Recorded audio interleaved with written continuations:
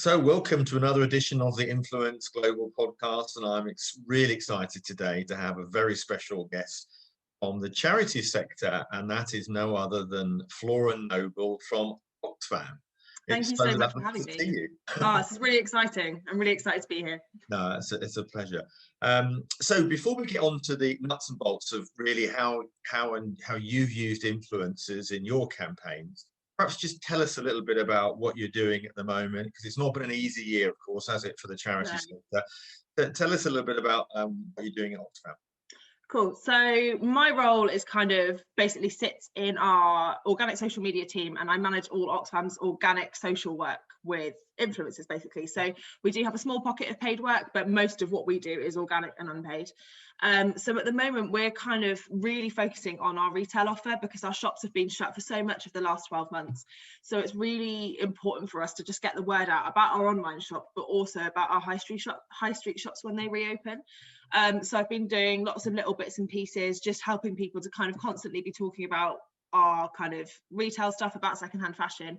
And kind of going into the next few months, I'm working on our postal donations, which are launching kind of fingers crossed this week, which is a really exciting way for people who can't get their donations or clothing donations into our high street shops to be able to send them to our waste saver warehouse at Batley in Yorkshire.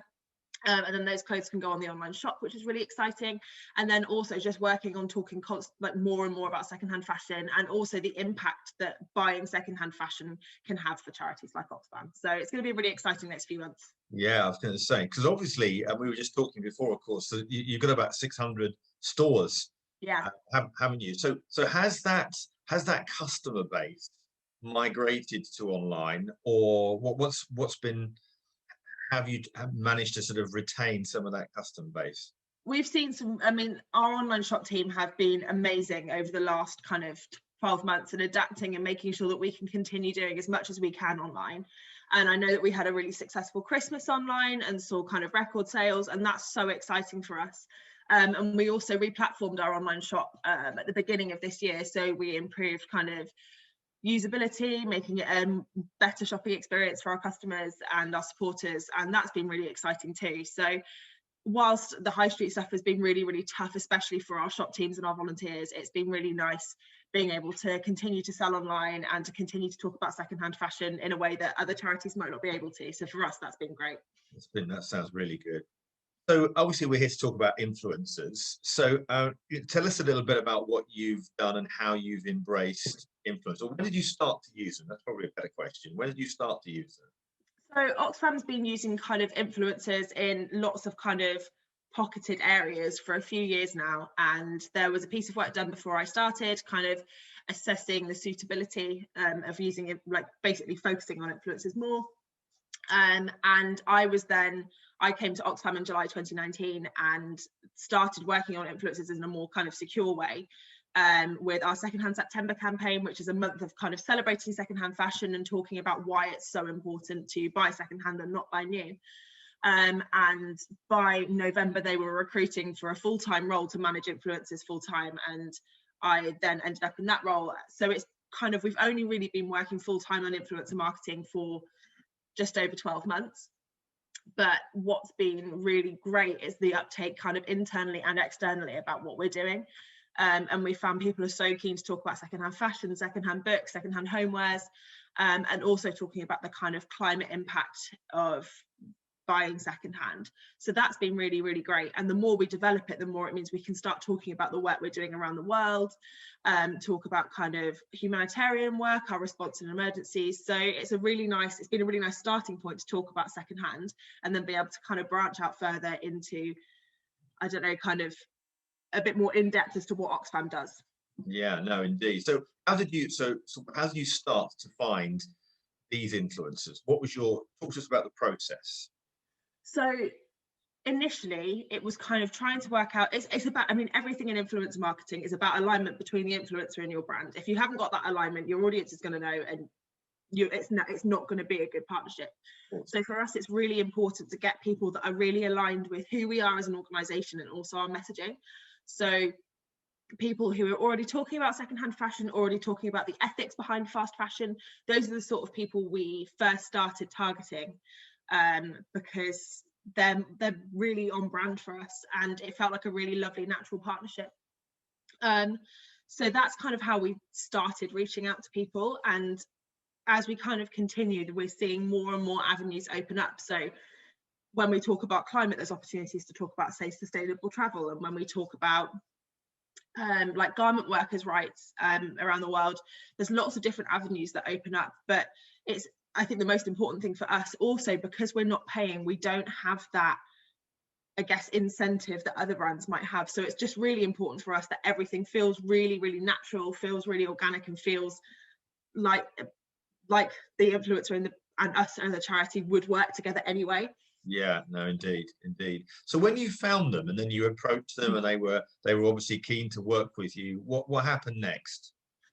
So in terms of things like Secondhand September, which is probably a good example of a nice big campaign that was quite successful, we then will provide, if it's a big campaign like that, we can provide influencers with things like graphics. So one thing that we find does really well, both on our own social media channels, but also on influencers channels, is things like stat graphics. We produced some of those for the first Secondhand September and then updated them for the second. And what's really nice is they're a really kind of punchy way to help audiences understand why we're talking about what we're talking about. So I'll always try and provide kind of stat graphics and anything that we might have produced that would also be suitable to go on an influencers channels. I also am really, because it's really important for us that everything stays on message, because our brand is so wide reaching and we're often talking about some quite sensitive subjects. I'll always produce a one pager that just goes through the key messages that we're trying to get out, and any specific wording that's important. So for us, there's often kind of specific wording when we're talking about our partners in other countries and stuff like that, that it's important that we work with.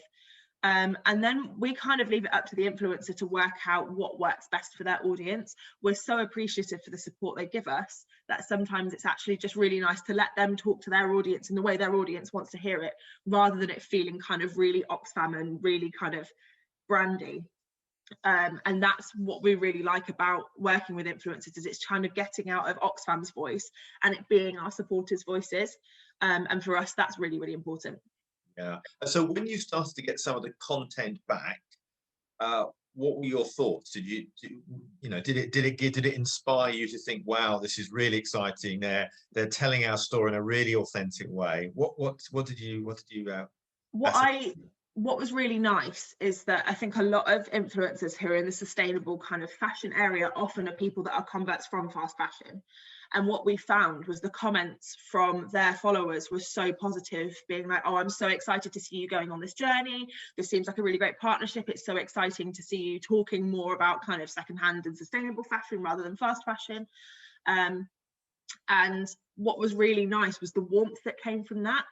And that was what really kind of proved to me that actually working in this slightly different way with influencers could be really, really beneficial for us, because actually, and for the influencer themselves, because the warmth that seems to come from when you partnership, like the partnership with a charity, and especially when that partnership feels really great, the warmth that comes from that you can't really pay for. And that was what really made me think, actually, this is a sector I want to be in, but also something that could really work for Oxfam in the future. And I think that was proven by them, therefore, investing in a full-time role. And I guess once that's been successful, you've got better internal buy-in, haven't you? So others within the organisation say, yeah, we've got something here, and maybe work with more influencers. Oh, absolutely. And because we're such a big organisation, it means that you're getting people coming in from lots of different areas that you wouldn't necessarily hear about. And that's been really nice, is people coming in and being like, I've got this really great project and I think influencers could really add to it. And that's been really lovely. I've really enjoyed that side of it. So you also we've been talking about the behind the scenes type content, haven't we? And obviously not in lockdown, it's not been possible, but if you roll back to maybe 2019, you had a lot of success, didn't you, with bringing them into the superstore? Was that right? Yeah. So timing has been quite good for us. We opened the superstore at the beginning of the first Secondhand September, which timing was wonderful. But what's really nice about the superstore is it's just over the road from our head office, which is very convenient, but also really encapsulates everything about our retail offer in one space. So it's hopefully you'll be able to kind of Google it. It's worth Googling, but it's a big kind of almost like a warehouse. And we've got secondhand fashion in there. We've got our full range of Sourced by Oxfam products, which are our ethically sourced products, things like chocolate, candles, lots of lovely things. But it's also got a kind of mini Oxfam bookshop, and it's got lots of homewares, and also has a hub for the online shop. So what's really nice is when you bring an influencer into that space, you can give them almost like the full tour. So they can see the kind of front end about how we sell clothes. They can then see the back end and see how we sort things that come in and how we price them and check that they're suitable to be resold.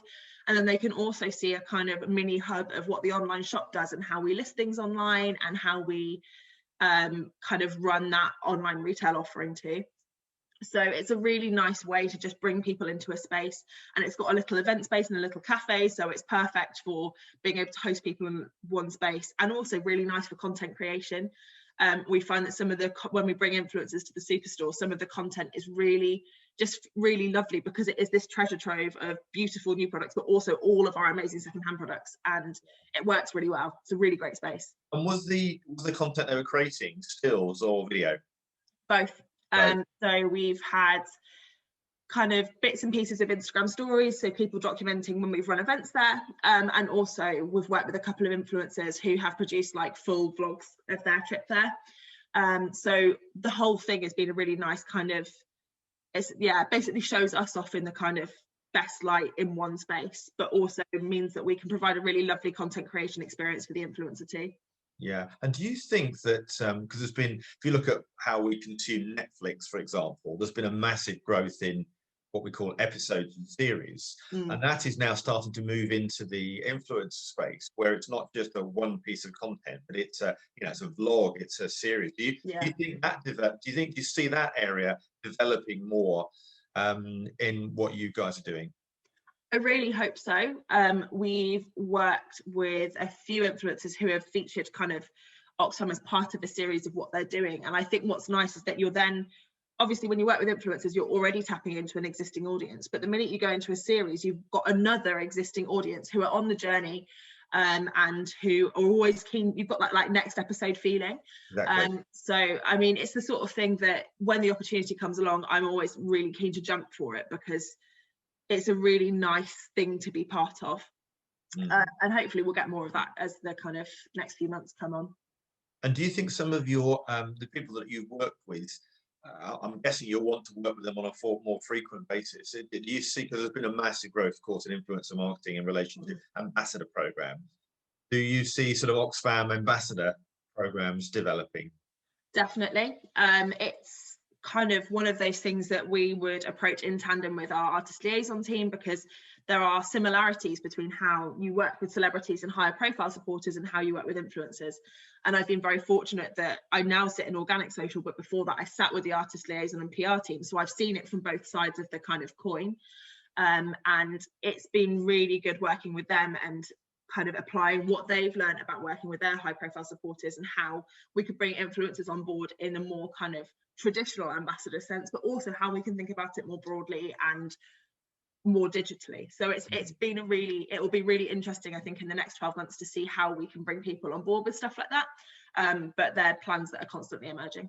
Yeah, I mean, I'm thinking of even some of the high profile VIP events when we get back to real life in-person events. Let's hope that's sooner rather than later. Yeah. But obviously that's a big revenue driver, of course, for charities, isn't it? It could be a great way to embrace influencers. So it's almost like a red carpet affair, and these individuals effectively are bringing their audience with them. Yeah, which I think is a massive opportunity, isn't it? Mm. Okay, so let's talk about the campaign that you mentioned in a little bit more detail. When you mentioned the September campaign, what about the analytics, and how did you measure the success of it? What sort of reach or sentiment did you get from it? So in terms of reach, we were fortunate that we had a couple of kind of higher following influencers on board, which really pushed the reach out. The reach was pretty good. I think we're talking millions, which for a new campaign and for us without many existing relationships was really great. And also for me coming into it, having really never worked with influencers before and having to get my head around what the industry looked like was really, really great. In terms of, it's funny for us because reach is really important, but because we're not working with influencers in the traditional sense, we're not necessarily looking for an ROI in the same way that another brand might do. Yeah. So what's also really important for us is actually, what's the quality of engagement like? Are the followers really enjoying that partnership with the influencer? Is it something that we want to carry on working with? And how does the influencer feel about working with us? Do they feel like they are a supporter? Do they feel like how they're engaging with us is really beneficial for them? So it's funny because I'm really keen to become more data driven and for what Oxfam does with influencers to be more data driven, but I don't think I ever really want to lose the heart of it, which is actually making sure that people really want to work with us and feel like working with us brings a warmth to their content that they potentially couldn't get with working with a more traditional brand. So it's a bit of a kind of balancing act, and yeah, we definitely want to be more data driven, but it's just making sure we don't lose that heart. Yeah, well, I think you've that up really, really well, actually, because you're an emotive brand, aren't you? It's not like a traditional corporate style, and particularly with all of the things that have been going on in the world at the moment, people do feel good about working with charities, don't they? And I know, I mean, more broadly, I don't know if you engage with other charities at events and things. Do you think more charities could benefit by working with influencers? I mean, definitely. I think what's really nice about influencer marketing is that every influencer has their niche and every charity has their niche. So if you can find an influencer that sits with your niche, you've got an opportunity for really like lovely content creation and a partnership that can have real longevity.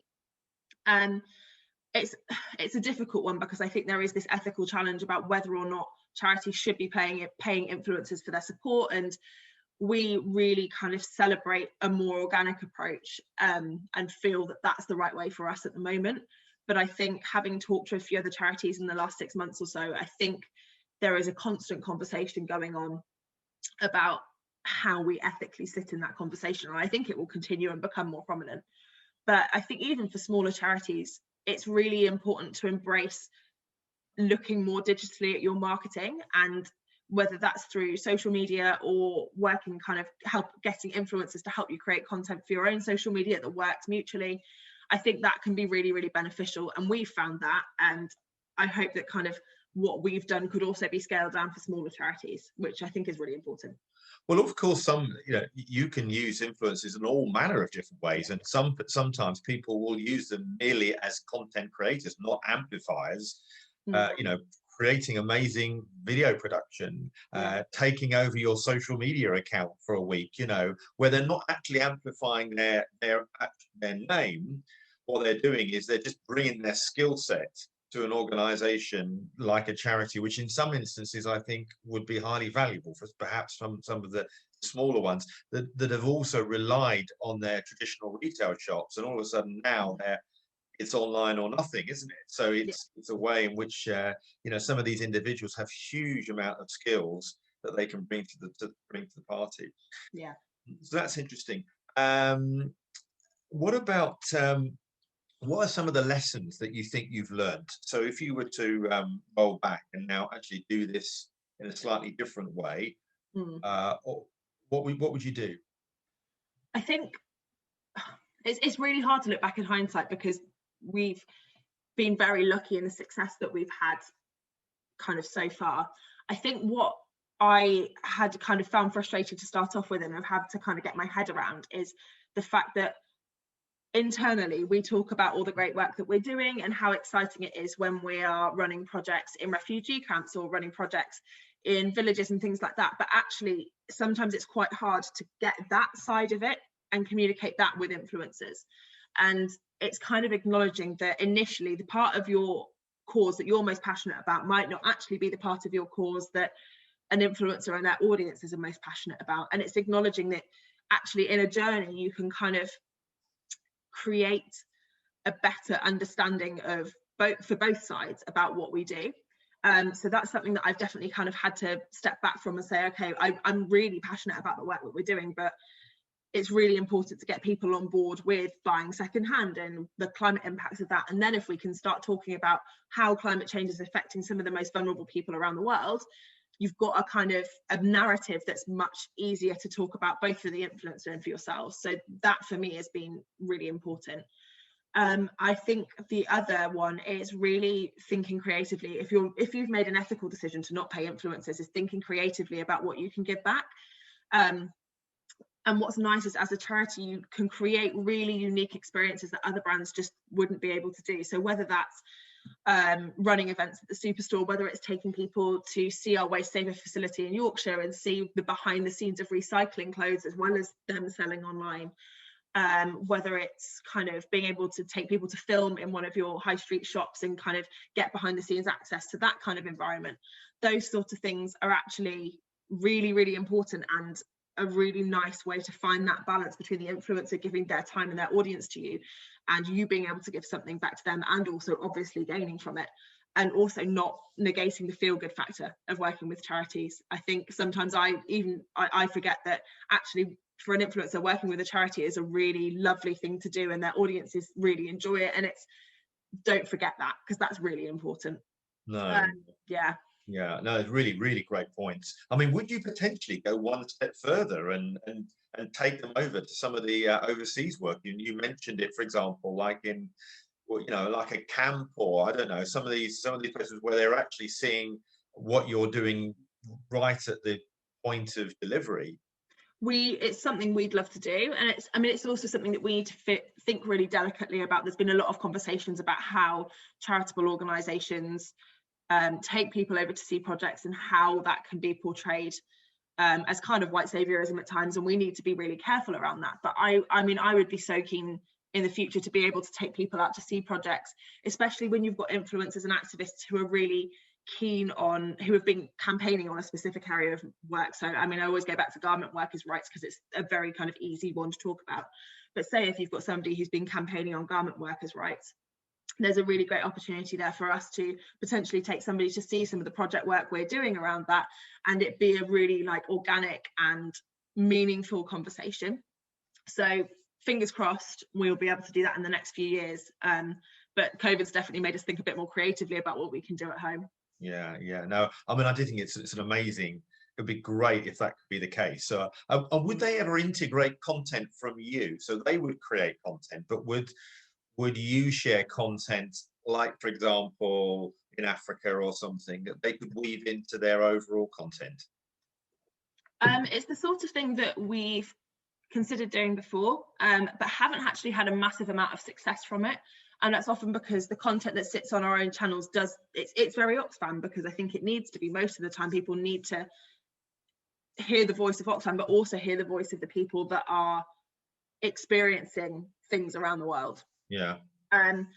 But we definitely enjoy sharing out, even if it's kind of short Instagram stories clips. We always enjoy sharing that out as kind of like a suite of media that we would share to people as part of a project. So it's the sort of thing that we'll always carry on doing, because even if people don't share it, if they watch a video that we've sent to them, if it gives them a little bit more background knowledge, helps them engage with it in a slightly more entertaining way than just reading a one-pager, I think that's really important, is trying to, if you're talking about something quite deep or quite detailed, trying to make it as accessible to an influencer as possible, rather than just sending them over a document that is quite heavy and wordy and not particularly engaging. No, 100%. And of course, I always say to organizations, remember the influencer wants this to work for them as well as you. Yeah. If a campaign falls flat, it has a negative impact on them as well. You know, they're not a machine. They've taken a long while to develop their audience, and they want to add value all of the time, and experiences that make it worthwhile. That sounds really good. So what about the future then, to finish? What sort of things would you like, if I was your sort of fairy godfather, what would you like to see happen with a greater degree of influencer marketing? I don't know what sort of time it takes within. Do you just do influencer marketing? Is that everything, or do you cover other areas within your role? So I do a little bit of ad hoc kind of organic social media content creation. just to support other people in my team, because as ever we are really busy, and if I can write some nice content for people, then I'm more than happy to. Sure. But it's also nice because it means I'm on the kind of creation end as well, so I understand a bit more what goes into that, creating a really successful post. And it also means that I can integrate influencer content into our organic social content, so that integration for us is really important and gives us a bit more diversity and a few like different voices. In terms of talking about the future, I'm really keen to kind of test out theories about how we can push influencer marketing in different areas of the organization. There's a really clear link with retail, and that's going really well, and I think that's something we can really continue on. But it's things like talking about our climate campaigning work, or our work supporting women, or our work in Yemen. Like, it's trying to kind of get to the slightly deeper subjects, the ones that are quite complex and difficult to understand, but actually where our work is having the most impact, and getting influencers on board to talk about that. And I'm really excited to try and do that and see how we can diversify our influencer marketing. I'm also really excited to starting to work with even more diverse voices. I think the last 12 months have really shown us that we need to keep being more diverse and talking about as many different people as possible, and working with as many different people as possible, and using our power as an organisation to support up-and-coming influencers from different backgrounds. And I'm really excited. I feel really privileged to be in a position to be able to help Oxfam support other people, which is really great. And just generally, it's really exciting to continue talking about the stuff we're already talking about. I think Secondhand September this year is going to be a really amazing celebration of high street charity shops and our online offering, and just being able to really talk about the impact of what secondhand shopping can do. When you buy, I don't know, a t-shirt in a secondhand shop, that money is going towards helping people around the world, and it's really just lovely to be able to talk about that and to really kind of hammer that message home.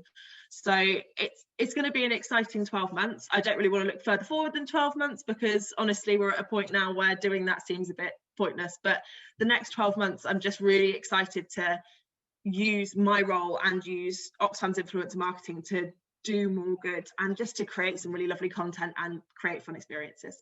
Oh, that's awesome. Well done. Lovely to talk to you today, Flora. So Flora Noble from Oxfam, thanks so much. Thank you so much.